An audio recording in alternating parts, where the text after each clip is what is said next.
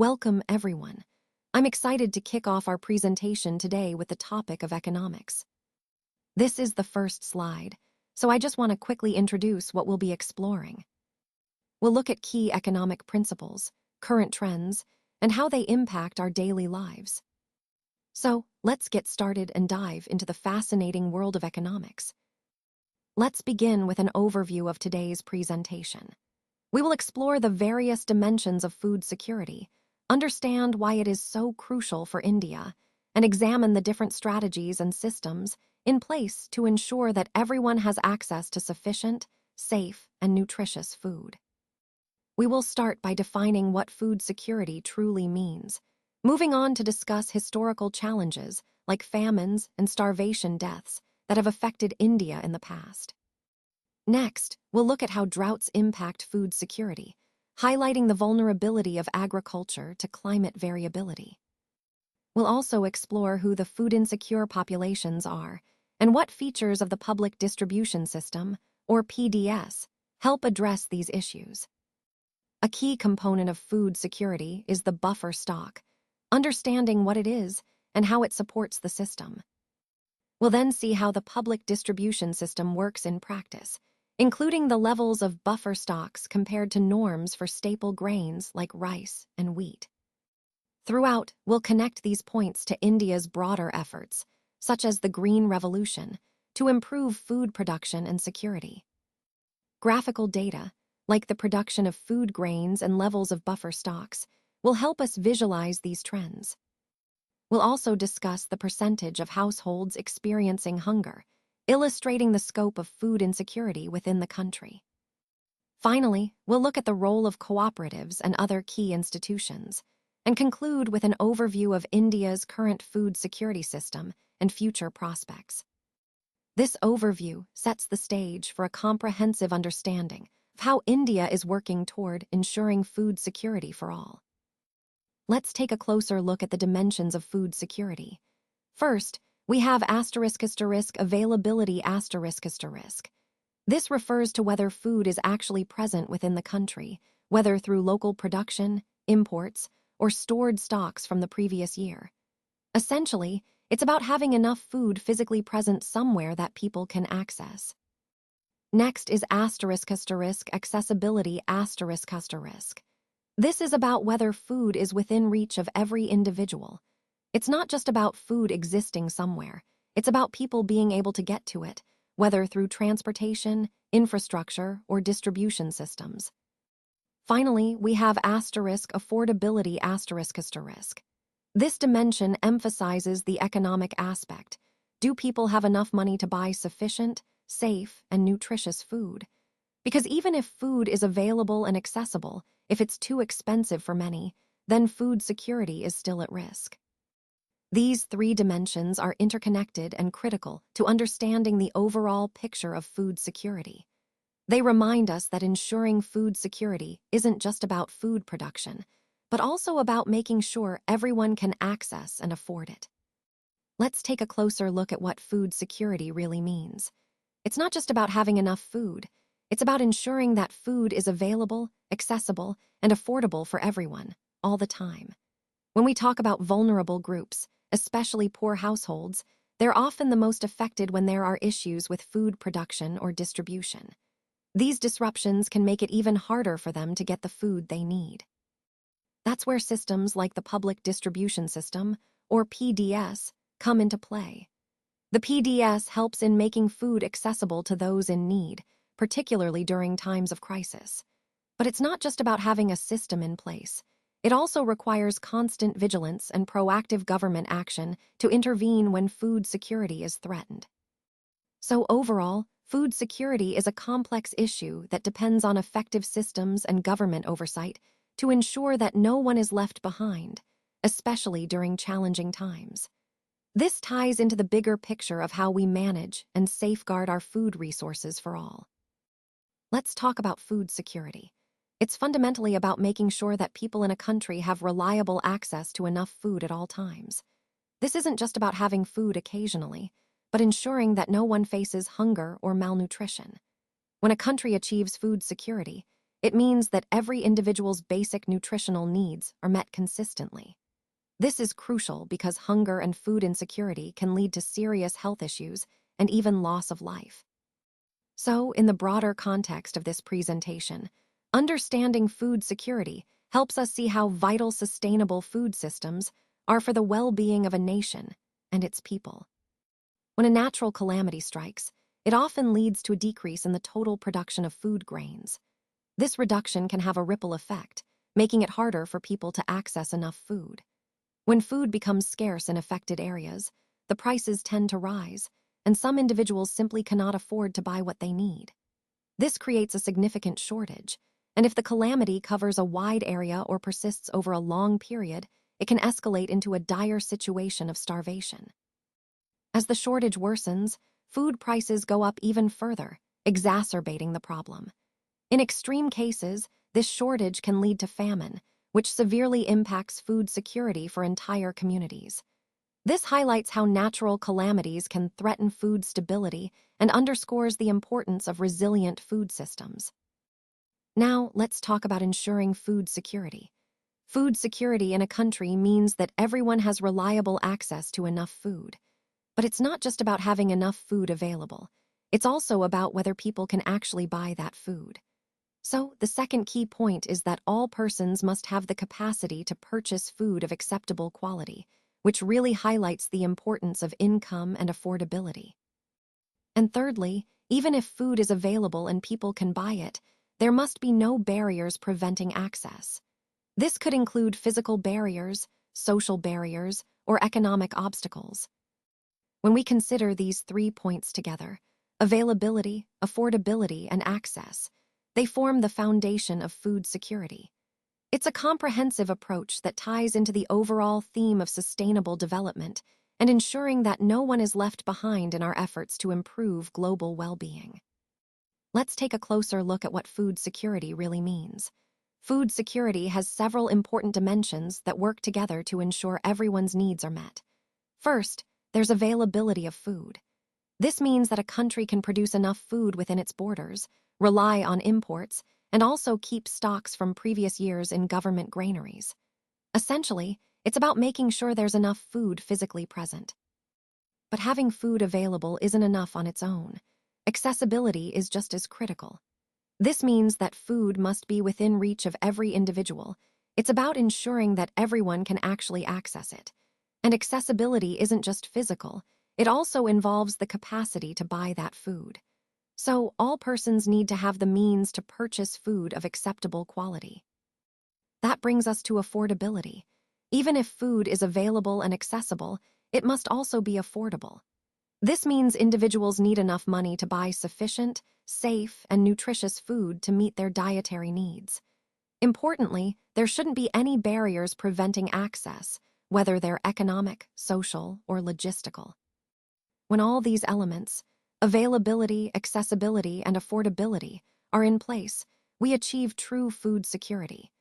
And that's essential if we want a healthy, productive society where everyone's basic nutritional needs are met. Why food security? So, let's talk about why food security is such a crucial issue. During natural calamities like droughts, we see a significant decrease in food grain production. This leads to shortages in the affected areas, which can have serious consequences.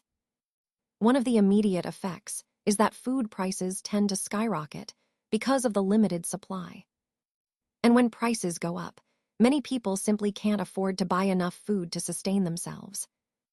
Now, if such a drought or disaster extends over a large area or lasts for a long time, it could even result in starvation for many people. In extreme cases, this situation can escalate into a famine, which is characterized by widespread deaths caused by starvation and related epidemics. These epidemics often stem from the use of contaminated water or decaying food during such times. Plus, starvation weakens the body's resistance, making people more vulnerable to diseases. So, this highlights how interconnected food security is with health and overall stability. Ensuring reliable access to food, even during calamities, is essential to prevent such tragic outcomes. When a disaster affects a large area or lasts for a long time, it can lead to a very serious problem: starvation. This happens when people don't have enough food to meet their basic needs over an extended period. Starvation isn't just about feeling hungry. It can cause severe health issues and even be life-threatening. It highlights how critical it is to plan for and respond to emergencies in a way that ensures food security. Throughout this presentation, we've seen how different hazards can impact communities, and starvation is one of the most devastating outcomes when basic resources are disrupted. So, understanding and preventing such situations is key to building resilient and prepared communities. Now, let's talk about famine, which can sometimes follow a massive starvation event. When food supplies become critically scarce, it doesn't just mean hunger. It can lead to widespread suffering across entire populations. A famine is characterized primarily by two key points. First, there are widespread deaths, meaning large numbers of people are losing their lives due to the lack of sufficient food. This is a tragic and devastating consequence. Second, epidemics often follow, as weakened populations become more vulnerable to diseases. The combination of starvation and disease can accelerate the toll on communities. As we examine these points, it's clear how interconnected these issues are and how they fit into the broader picture of the humanitarian crises we're discussing today. Let's take a moment to reflect on some tragic chapters in India's history related to famines and starvation deaths. During the Bengal famine of 1943, it is estimated that between 1.5 to 3 million people lost their lives due to starvation and related causes. This was a devastating event that highlighted the severe impact of food scarcity. Moving forward, the Bihar famine of 1966-67 also caused significant suffering, with reports indicating around 2,353 deaths primarily due to starvation. These events remind us of the vulnerability faced by many communities during times of crisis. Starvation deaths haven't been confined to these major famines alone. For example, in recent years, remote areas such as Kalahandi and Kashipur in Odisha, Baran district in Rajasthan, and Palamau district in Jharkhand have also seen reports of starvation-related fatalities. These incidents underscore a persistent issue. Despite economic growth and development, vulnerable populations in various regions continue to face food insecurity. Connecting this to our broader discussion, it's clear that addressing hunger and starvation remains a critical challenge for India, one that requires sustained attention and comprehensive solutions. Now, let's turn our attention to another crucial aspect of food insecurity: hunger. While food insecurity often brings to mind issues like lack of access to nutritious foods, hunger is a very immediate and personal experience that many people face. It goes beyond just not having enough food. It's about the physical sensation and distress caused by not having enough to eat. Hunger is often the most visible and urgent sign of food insecurity. It can affect anyone, but vulnerable populations like children, the elderly, and low-income families are especially at risk. When people experience hunger regularly, it can have serious consequences for their health, development, and overall well-being. This aspect reminds us that food insecurity isn't just about food availability, but also about ensuring that people have enough to meet their basic needs. It's a stark indicator of deeper issues, including economic disparities and social inequalities. Connecting this to the broader theme of our presentation, understanding hunger helps us see the real human impact behind the statistics. It emphasizes the importance of comprehensive solutions that address both access and the quality of food to truly combat food insecurity at its core. India's efforts to achieve food security have seen some significant milestones, and one of the most notable was the Green Revolution. This was a concerted effort to dramatically increase agricultural production, especially during the 1960s. The focus was on modernizing farming techniques, introducing high-yield variety seeds, and improving irrigation and fertilizer use.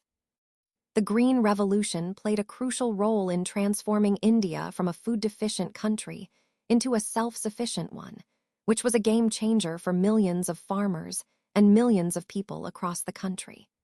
It's a prime example of how strategic interventions in agriculture can help address food security challenges. However, it's also important to recognize that while the Green Revolution boosted food production, it also brought about some environmental and social challenges. But overall, it marked a pivotal step towards ensuring that India's growing population could be fed. This connects to our broader theme of how different strategies and policies are essential to tackling food security in a complex and changing world. Let's take a closer look at how drought impacts food security. When rainfall decreases significantly, it directly affects the availability of water for crops and livestock. Without enough water, crop yields decline, leading to shortages of food at local and regional levels. This can cause prices to spike and make it harder for vulnerable populations to access nutritious food. Additionally, drought can force farmers to reduce their livestock herds or abandon farming altogether, further disrupting food supply chains. These effects highlight the crucial link between water availability and food security, emphasizing why managing drought risks is essential for sustainable food systems. As we continue to see climate variability, understanding this connection helps us develop better strategies to protect food supplies and support communities most at risk. Let's take a closer look at who are most vulnerable to food insecurity in India. As many of you know, a large section of our population faces challenges related to food and nutrition security. The most affected groups include people with little or no land, traditional artisans, providers of traditional services, petty self-employed workers, and those living in extreme poverty, including beggars. These groups often lack the resources or means to secure adequate food on a regular basis. It's important to recognize that social composition also plays a significant role. For example, individuals from scheduled castes, scheduled tribes, and other backward classes, especially those with poor landholdings or very low productivity, are more prone to food insecurity. In urban areas, the picture looks a bit different but no less concerning. Urban food insecure families often work in low-paid jobs or casual labor markets, which do not provide stable or sufficient income. Food insecurity also has two main dimensions: chronic and seasonal hunger. Chronic hunger results from diets that are persistently inadequate in quantity or quality, while seasonal hunger is tied to the agricultural cycle, especially during planting and harvesting seasons. Since independence, India has made efforts toward self-sufficiency in food grains, with initiatives like the Green Revolution playing a key role. However, natural disasters and migration for work still push many into food insecurity, particularly those engaged in seasonal work with very low wages. Lastly, vulnerable groups like pregnant and nursing mothers, as well as children under 5, form an important segment of the food insecure population. Addressing their needs is crucial for improving overall nutritional outcomes.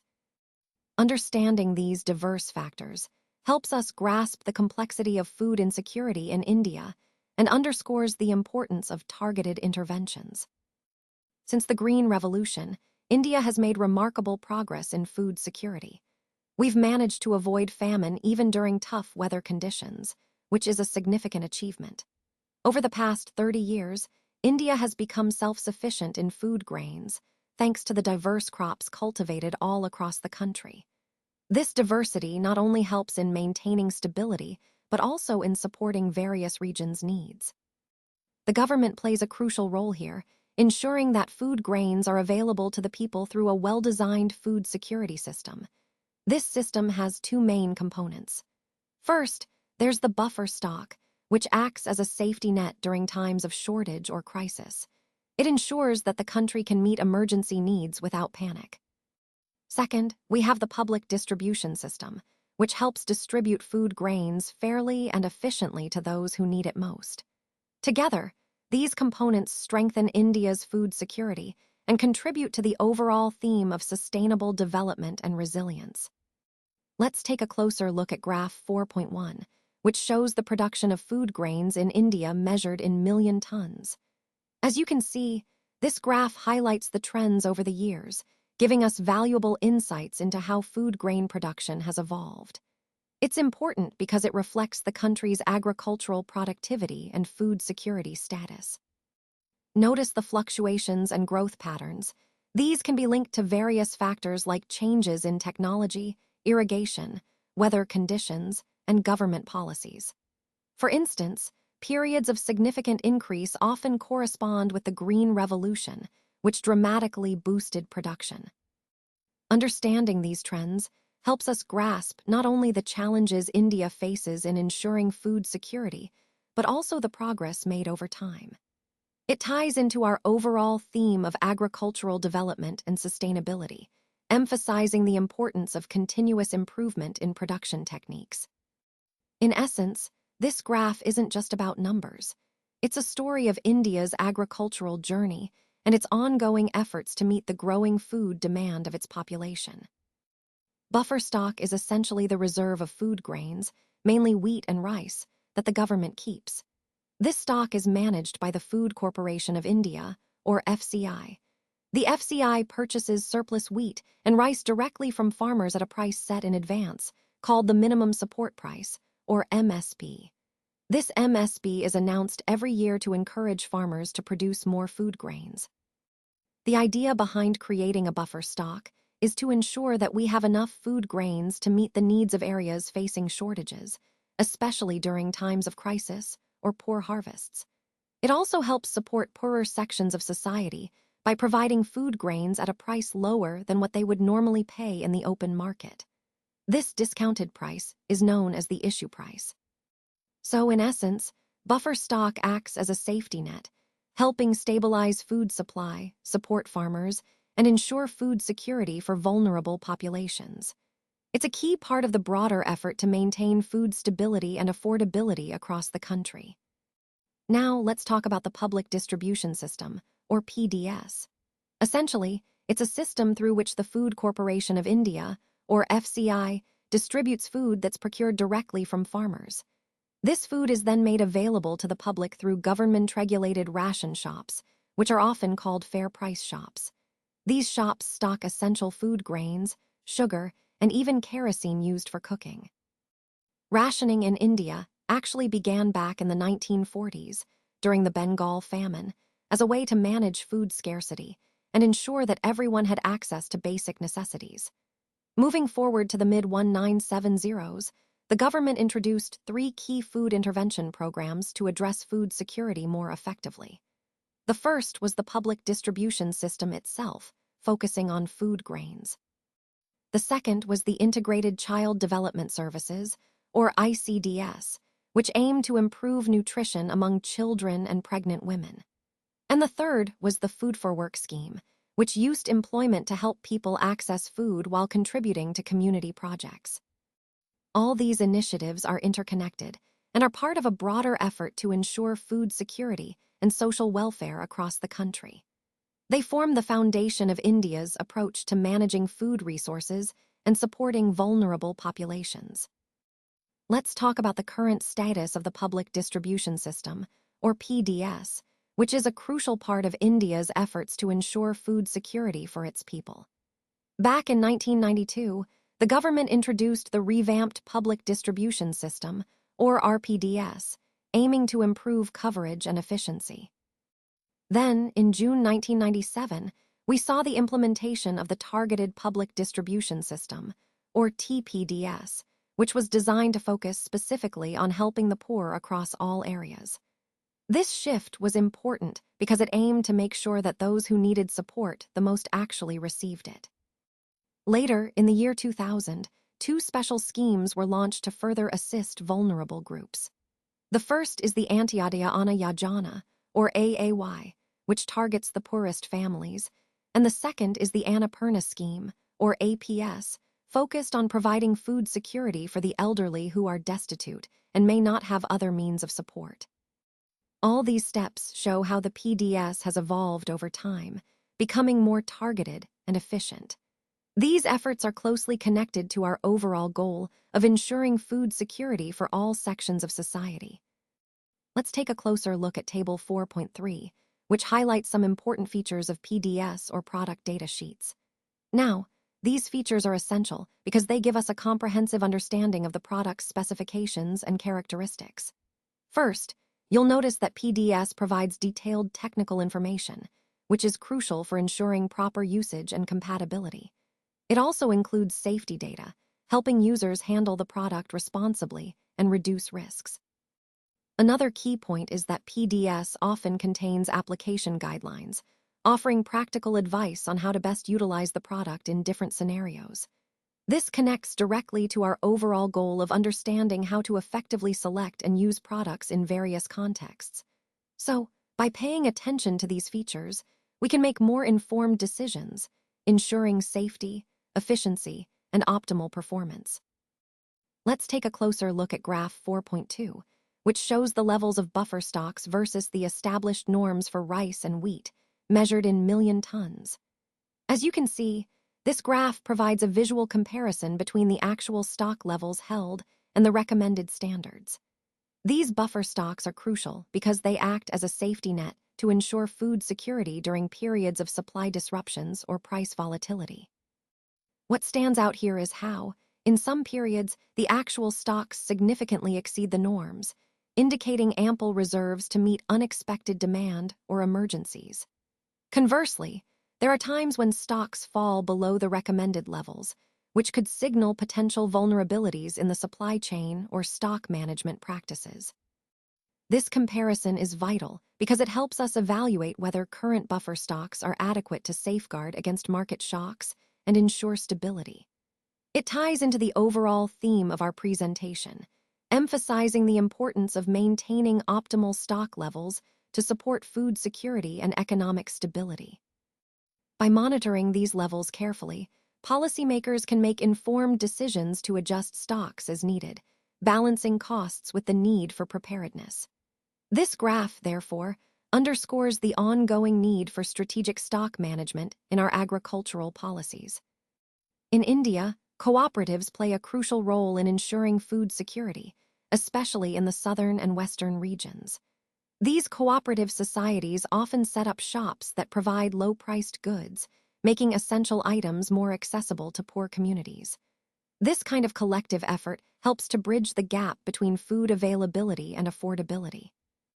For example, we have Mother Dairy in Delhi, which supplies dairy products to many households, and Amul from Gujarat, a well-known cooperative that has revolutionized the dairy industry. These cooperatives not only support local farmers and producers, but also ensure that affordable food reaches those who need it most. This highlights how cooperatives are an important part of the larger picture of food security, helping to make nutritious food accessible and affordable for all. India's food security system is quite comprehensive and plays a crucial role in ensuring that our population has access to sufficient, safe, and nutritious food. It's built around several key components that work together to address food distribution, affordability, and availability. One of the main pillars is the public distribution system, or PDS, which aims to provide subsidized food grains to the vulnerable sections of society. This system helps in reducing hunger and malnutrition by making essential food items accessible at affordable prices. Apart from PDS, India also has various food grain reserves and buffer stocks managed by agencies like the Food Corporation of India. These stocks help stabilize prices and ensure a steady supply during times of shortage or crisis. Another important aspect is the National Food Security Act of 2013, which legally entitles a large portion of the population to subsidized food grains, reinforcing the government's commitment to food security. Overall, India's food security system is a complex but vital network that connects production, storage, distribution, and policy measures. It's designed to protect vulnerable populations and promote sustainable development, aligning with our broader goal of achieving inclusive growth and social equity. This system underscores how food security isn't just about agriculture, but about ensuring well-being and stability for everyone. Now, let's take a closer look at how the public distribution system, or PDS, actually works. Essentially, it's a government program designed to make essential commodities like rice, wheat, and sugar available to the public at subsidized prices. The process begins with the government setting the guidelines and determining the quantity of supplies to be distributed. These supplies are then procured from farmers and suppliers, often at fixed rates. Next, these commodities are stored in authorized warehouses and transported to fair price shops, which are spread across urban and rural areas. It's important to note that these shops are run by licensed shopkeepers who ensure that eligible beneficiaries receive their allotted quota. Beneficiaries, which include low-income families and vulnerable groups, can then purchase these goods at prices lower than the market rate. This entire system is designed to ensure food security, reduce disparities, and prevent malnutrition. The PDS is a key part of our social safety net, connecting government policies directly to the people who need them most. By maintaining transparency and efficiency, the system helps us work towards a more equitable society. Thank you all for your attention today. I hope this presentation has helped clarify the key points we've discussed. We've covered the main concepts thoroughly, emphasizing how they connect to the overall theme of our work. Remember, understanding these ideas is essential for applying them effectively in real-world scenarios. I appreciate your engagement and curiosity throughout. Once again, thank you for your time and participation.